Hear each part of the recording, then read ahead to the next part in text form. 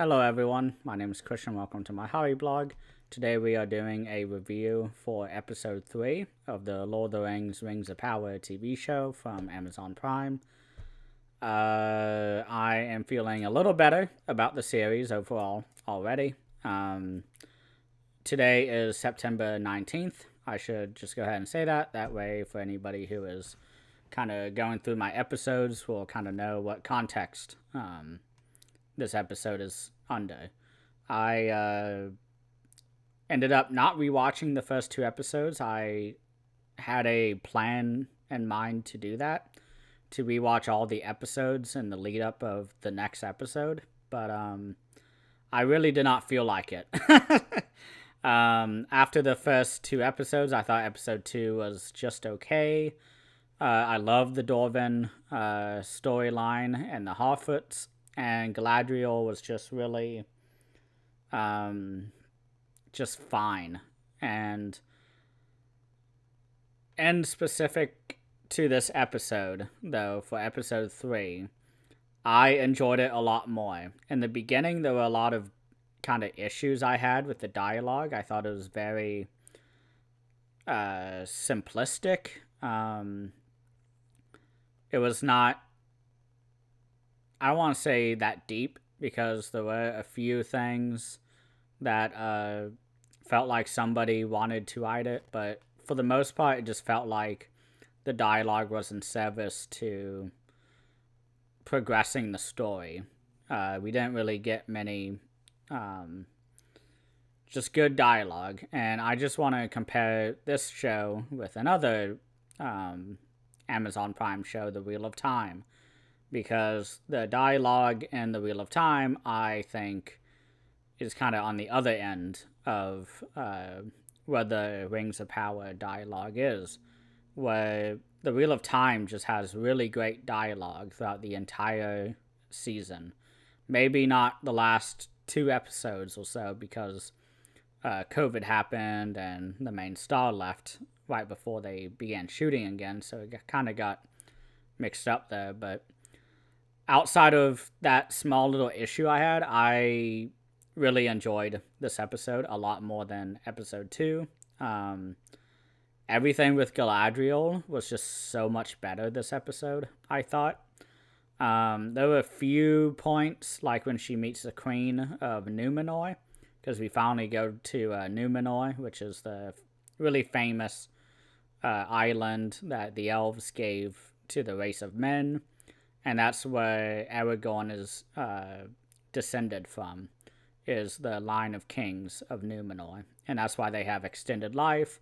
Aragorn, I believe, is 87 in the Two Towers, but there were a few scenes of Galadriel and the Queen that I just did not really care for. It felt like needless drama, which, I mean, drama needs to happen in a show like this to keep people interested, but the drama in this episode I just really did not care for. Between Galadriel and the Queen, I didn't really understand it, but everything else with Galadriel was so much better than episode 2. I really like Halbrand, who is the kind of, I don't know, spunky Numenorian guy that Galadriel teams up with this episode. And there are a lot of Aragorn parallels going on with him. He also is descended, or, well, he's the part of the same line, I believe. Or no, Halbrand is not related to Isildur, who we have in this episode, which was a surprise. I had no idea that Isildur was showing up in the TV show. Raises a lot of questions on the timeline, in my opinion. But I really like Halbrand. I saw online before I saw the episode that a lot of people think that he's going to be a Nazgul, or part of the kind of 9 men who become the Ring Bearers, or the Ring Wraiths. But I'm trying to think sort of more specifics, I'm really sorry if this is just very surface level observations, but I just finished the episode, and I just want to talk about it, document my reaction. But I really loved the set design and the production of this episode. When we finally see Numenor in this episode for the first time, it is epic. It is awesome. It is beautiful. The music really accentuates the feeling of immortality, or at least magic, of what Numenor is. But basically every shot that we get, an establishing shot of Numenor, looked awesome. And I'm sure a lot of people will have thoughts on how similar it looks to Minas Tirith. And I think I have no issues with that at all. I know I don't. Because the entire point, sort of Minas Tirith, from what I understand of the histories of kind of Middle-earth, is that Minas Tirith was kind of the last Numenorian fortress that was made.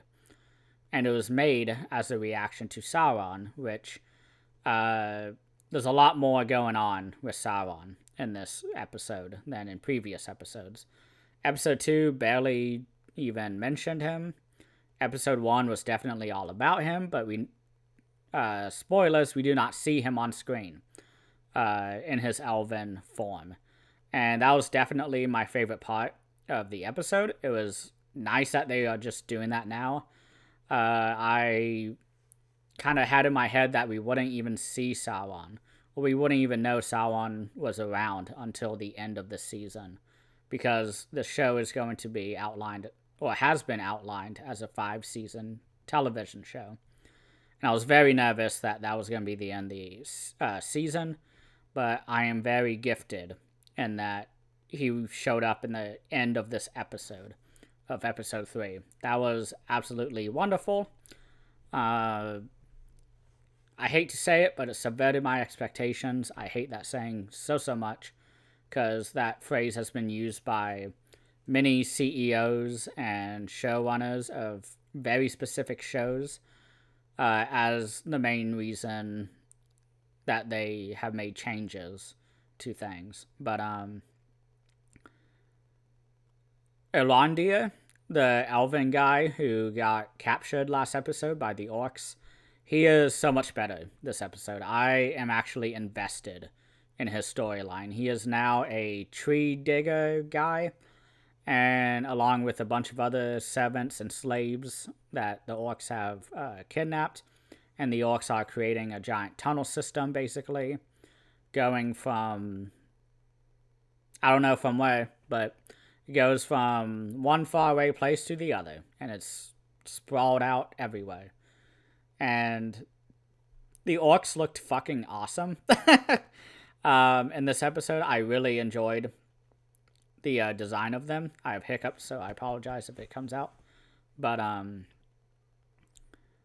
the orcs looked really disgusting, and I was happy to see that, because to discuss, or at least to mention, the Wheel of Time TV show again, the Trollocs looked disgusting in that one too.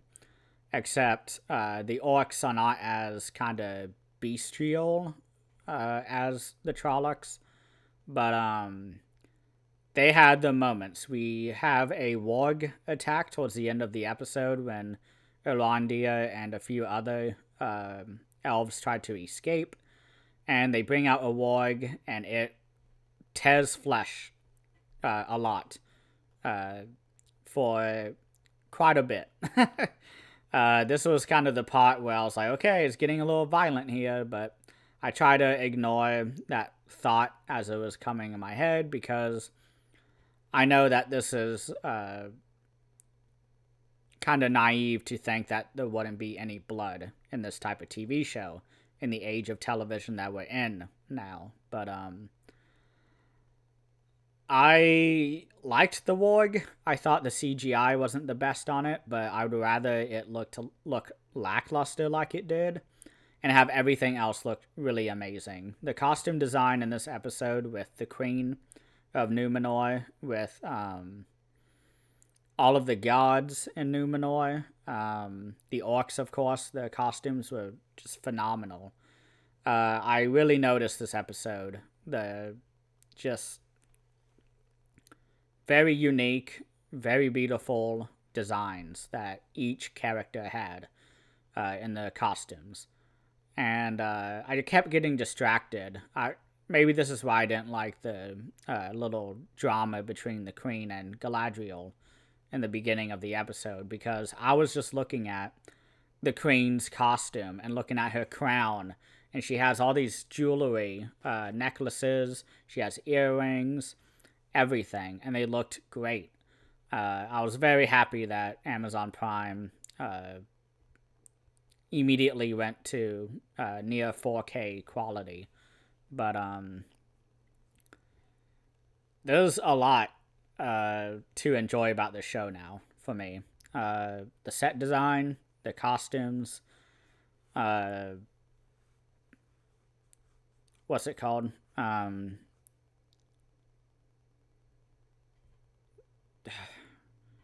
apologize. I'm gonna move on. There's a lot that I enjoy a lot more now. I've sort of found my groove now. I'm finally able to separate the two Galadriels that I have in my head. The one being Cate Blanchett, and now the new one that's in this TV show. I don't know any of the actors' names or really any names in the show, but yeah, I'm pretty happy with this episode so far. I really don't have many thoughts. We didn't get any of the dwarves this episode, which I was trying not to be angry about, but that's my favorite plot right now are the dwarves. And we didn't see Elrond this episode, although we did see a likeness of him in a tapestry in one of the elvish buildings in Numenor in the library. Here's one slight kind of reservation that I have about the episode. There's a part where Galadriel and I keep wanting to say Galahad or Galahad, which is the Rohirrim guy, who I think is the second in command to Theoden. But the guy Halbrand, our new sort of not Aragorn figure, he is in the library with Galadriel, and she's like, I am looking for the sigil. And everyone just doesn't realize that it's actually a map. And it was a little comical for me, and I assume... I don't know what to assume. I guess because Sauron just hasn't been around for so long and nobody is in the area that Mordor eventually becomes, that nobody realized that the sigil of Sauron is actually a map. And when they discover that, or at least when Galadriel gets the hint that it's actually a map, she holds it up to this map on the table, and she's like, oh my gosh, it's Mordor, or whatever. She doesn't say Mordor. It's not called that yet, but that was the one little part I didn't like because it was just so convenient, it felt like, but I'm not really going to hate on it too much. I mean, there's a lot going on in this TV show. We got to keep moving. The Harfoots story in this episode is okay. I said that they were my favorite not my favorite, but they were one of my favorites out of the kind of slew of storylines that we have going on. But this episode, there's a little bit of drama with little Harfoot girl. She is trying to help the new Maya guy, the new angel wizard person, and she finally gets a clue about which stars that our guy Drew with the Fireflies last episode. And she's trying to do a sneak mission, trying to get the map, trying to find out details about this, and the Maya guy just goes crazy and causes a big to-do and gets them banished to the back of the caravan, which, again, to mention Wheel of Time, these guys are very Tuatha-like, very Tinker-like. They are in caravans. They have very similar costumes. They're very pacifist, very peaceful. And I just could not stop thinking about that when they were in the caravan. But I'm not really sure where they are going to. I assume they're going to where the Shire and Hobbiton eventually becomes. But there really wasn't much in that storyline for me to even react to. It was 2 small scenes, and that was really it. Who else was in this episode? I talked about Erlandio, Galadriel, Elendil, the father of Isildur. He was actually the one helping Galadriel, but the point is that we finally have him in the TV show. He's a very famous figure in sort of the history of Middle-earth, and especially Isildur, who I've talked about already. He eventually cuts the ring off of Sauron, takes the ring, and then is killed, and the ring disappears for 3,000 years, or however long it is. But I guess I'm enjoying having Isildur on the show. I, again, had no idea he was coming on until I watched the episode. I'd heard about his dad being in it, but not Isildur. So I don't know if that was like a ploy for everyone to not discuss it. That way it would stay a surprise for everyone. But I'm warming up to him. I really know nothing about Isildur. So far, I like him, I guess. The cast is becoming big, and I am sort of having issues staying invested in all of them. I want to go back to Disa, the dwarf woman, because she is awesome. I want more of her. But just to circle back, the ending of this episode was awesome, with Sauron in elf form finally showing up. They didn't show him in full detail because it's a cliffhanger.